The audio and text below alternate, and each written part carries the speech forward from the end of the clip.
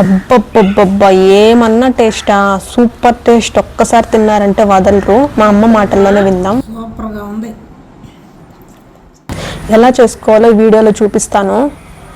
ముందైతే కడాయి పెట్టేసుకొని ఆయిల్ వేసుకొని జీరా వేసుకొని అందులో సన్నగా తరిగిన ఉల్లిపాయలు పచ్చిమిర్చి వేసుకొని బాగా వేయించుకోవాలి. అవి త్వరగా వేగాలంటే 1 టేబుల్ స్పూన్ సాల్ట్ యాడ్ చేసుకోండి అండ్ 1 టేబుల్ స్పూన్ పసుపు యాడ్ చేసుకొని మొత్తంగా ఫ్రై చేసుకోండి. బాగా ఫ్రై అవ్వాలి.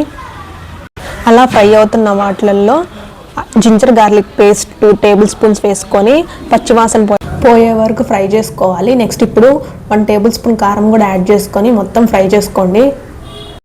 అలా అవన్నీ ఫ్రై అయిన తర్వాత ఇప్పుడు టొమాటోస్ కూడా యాడ్ చేసుకోవాలి. టొమాటోస్ బాగా బాయిల్ అవ్వాలి.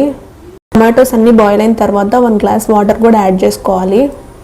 ఇప్పుడు ఒకసారి టేస్ట్కి ఉప్పు సరిపోయిందో లేదో చూసుకొని లేకుంటే యాడ్ చేసుకోండి. నెక్స్ట్ ఇప్పుడు ధనియాల పౌడర్ కూడా యాడ్ చేసుకొని అలాగే గరం మసాలా కూడా యాడ్ చేసుకొని మొత్తంగా కలుపుకోవాలి. ఒకసారి కలుపుకున్న తర్వాత ఇక్కడ ట్విస్ట్ ఏంటంటే ఎగ్ని బాయిల్ చేసి కాకుండా డైరెక్ట్గా కర్రీలోకి కొట్టుకొని పోసుకోవాలి.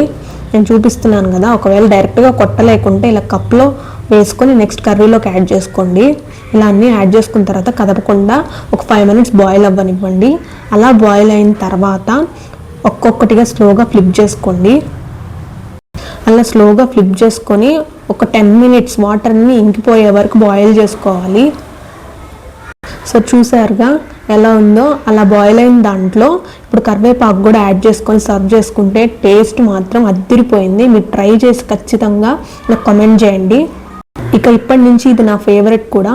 అండ్ ఇలాంటి వీడియోస్ కోసం ఛానల్ని సబ్స్క్రైబ్ చేసుకోండి. And thanks for watching.